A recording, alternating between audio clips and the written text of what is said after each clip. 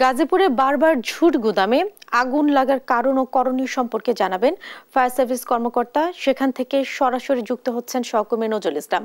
নজরুল, এই বিষয়ে কি বলছেন তিনি, আর ক্ষয়ক্ষতি সম্পর্কে কিছু জানতে পেরেছেন কিনা, আগুন নিয়ন্ত্রণে এসেছে কিনা, বিস্তারিত পরিস্থিতি জানাবেন।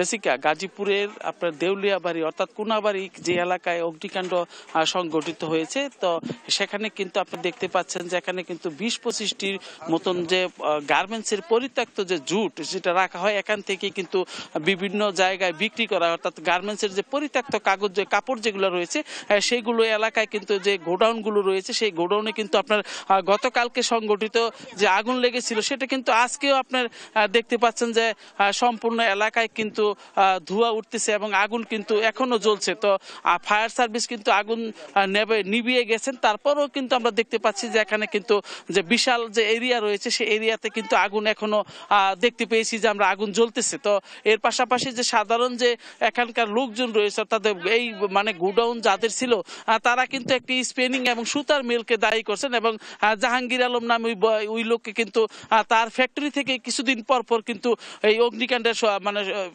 সংঘটিত হতো, কিন্তু সে কোনো ব্যবস্থা না রেখেছেন এবং কালকে যে ঘটনাটা ঘটেছে সম্পূর্ণ কিন্তু তাকেই দায়ী করছেন যে এখানে তার যে সুতার মিল রয়েছে সেই সুতার মিল থেকে কিন্তু অগ্নিকাণ্ড সংঘটিত হয়। তারপরে কিন্তু আশপাশের যে মানে আরো যে গোডাউন রয়েছিল সেই গোডাউনগুলোতে কিন্তু ছড়িয়ে পড়ে। তো আপনারা জানেন যে এখানে কিন্তু আমরা দেখতে পেয়েছি কাঠ এবং বাঁশ দিয়ে কিন্তু এখানে ব্যবসা করতেছেন এবং তারা যে গোডাউন তৈরি করছেন কাঠ বাঁশ দিয়ে।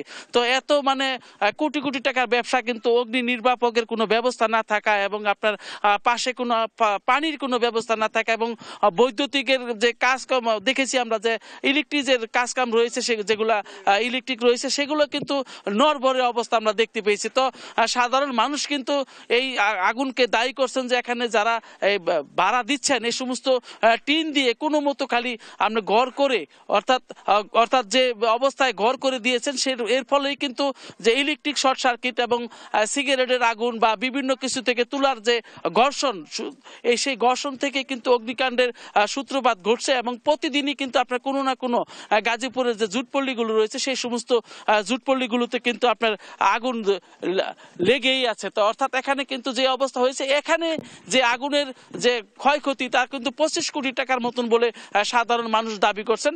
এখানে কিন্তু এইরকমটাই কিন্তু জানিয়েছেন। তো আপনারা জানেন যে গাজীপুরের কিছুদিন পর পর কিন্তু জুটপল্লীতে যে অগ্নিকাণ্ড সংঘটিত হয় ফায়ার সার্ভিসের এখানে কিন্তু অনেকে দায়ী করছেন যে তাদের প্রশিক্ষণের অভাবের কারণে কিন্তু এগুলো হয়েছে। কিভাবে আগুন লাগলে নিবানো যায় দ্রুত গতিতে সে কোনো প্রশিক্ষণ নেই, অথচ এখানে কিন্তু কোটি কোটি টাকার ব্যবসা হচ্ছে। তো এই ছিল আমার কাছে কোনাবাড়ি দেউলিয়াবাড়ি থেকে অগ্নিকাণ্ড স্থল থেকে সর্বশেষ।